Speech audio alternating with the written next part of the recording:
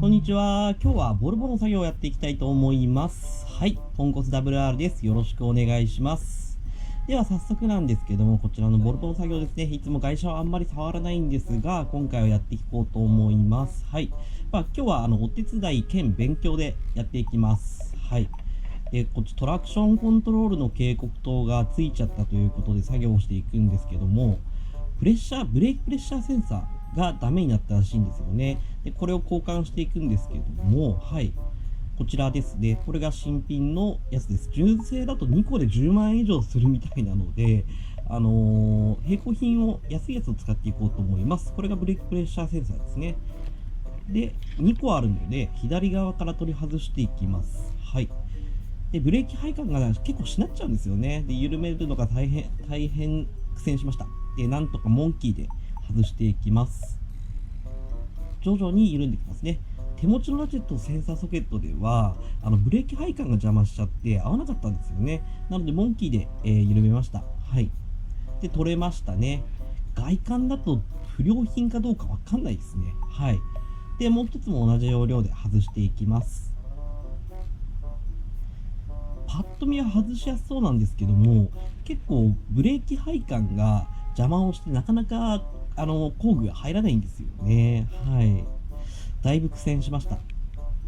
で、2個目ですね。これが取り外せたので、新品をつけていきます。多分これ奥側から閉めていかないと、はい、センサーが邪魔しちゃって閉められないと思うんですよね。はい。つけていくんですけども、本当はセンサーソケットが入ればトルクかけたかったんですけども、一応入らなかったので、2人で締め付けトルク確認して作業を進めていきます。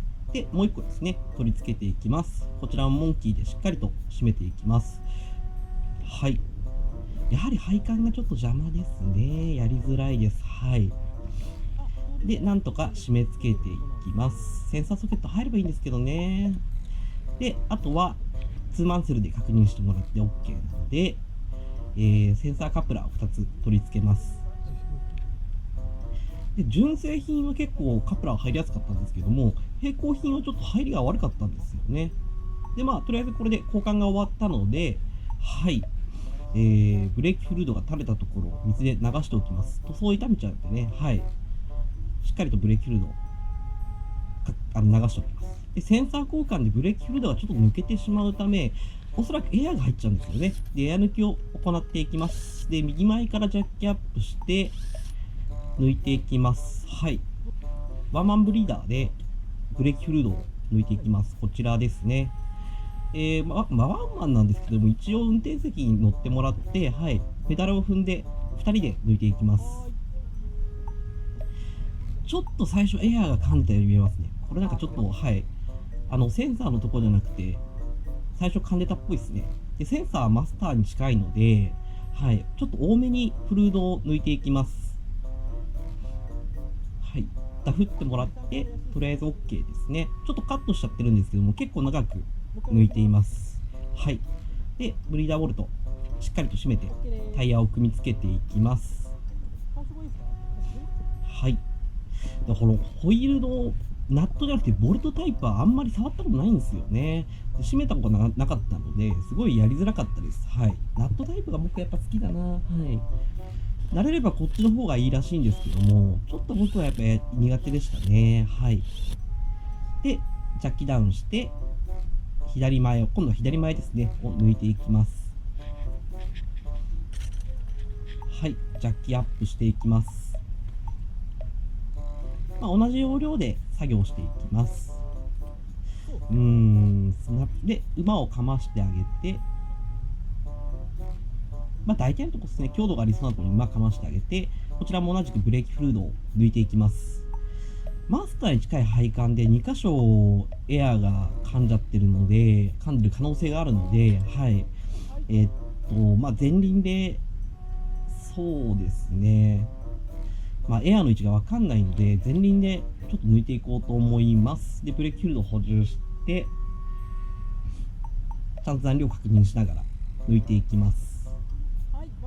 フルードを、リザーブタンクのフルードを切らしちゃうと、今度マスター側からエアー噛んじゃうので、スカスカになっちゃいます。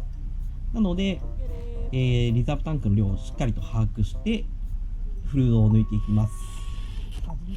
やっぱりボルトタイプはやりづらいんですよね。インパクトで仮締めして、今度は左後ろの作業ですね、やっていこうと思います。ジャッキダウンしました。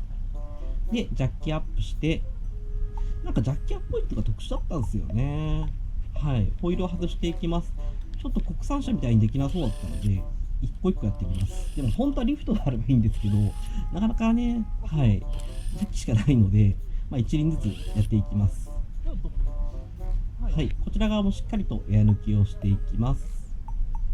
ブリーダーボルトを緩めて抜いていくんですけども、ちょっとブレーキフルードやっぱ黒いですね。はい。ダフって抜いてもらっていきます。しっかりと抜けてきましたね。はい。ちょっと黒いかな。はい。これで左後ろ、右後ろか。はい。OK ですね。で、ブレーキフルードをしっかりと補充していきます。で、ダフって OK ですね。はい。で、ブリーダーボルトしっかりと締めて、水を流して、フルードを流しておきます。はい。締め付け OK ですね。で、あとはキャップをしっかりとつけて、ホイールをつければ OK です。はい。で、また同じくインパクトで仮締めしていきます。やっぱナットの方がいいっすね。で、最後、左後ろですね。作業していきます。ジャッキアップして、同じ要領でやっていきます。はい。スナップのジャッキいいな。欲しいな。はい。で、タイヤを外していきます。インパクトで緩めて、同じくフルードを抜いていきます。で、リザーブボルトは国産は 10mm とか 12mm 使ってるんですけども、11mm でした。外車ではやっぱあんまり使わないミリ数のソケットだったりインチだったりするので、なかなか苦手ですね、自分は。はい。工具揃えるようになっちゃうんで嫌ですね。そもそも外車なんてまだ 2,3 回ぐらいしか触ったことがないので、はい。苦手ですね。国産がやっぱ一番いいです。はい。で、左後ろ OK ですね。これで前輪 OK なので、ホイールをつけて、試運転ですね。行っていきます。で、インパクトで仮締めして、その前にそうですね、インパクトで仮締めして、増し締めしていきます。で、あとは、ジャッキダウンですね。下げていって、ホイールナットはトルクレンチで締めていきます。で、これもなんか国産のやつと外車だとトルクが違うので、事前に Google で調べてもらって、規定トルクで締めていってます。はい。で、4輪全部締めて、あとはもう一人の方にダブルチェックしてもらって OK ですね。はい。リザーブタンク側もちょっと垂れちゃった可能性があるので、こっち側もしっかりと水をかけておきます。本当はホースがあればいいんですけども、はい。ちょっと水をかけておきました。で、診断機でコードを消して10キロほど試乗した後に、はい、確認して、しっかりと警告灯が消えてますね。これで OK です。もう外車はいじりたくないです。では、ご視聴ありがとうございました。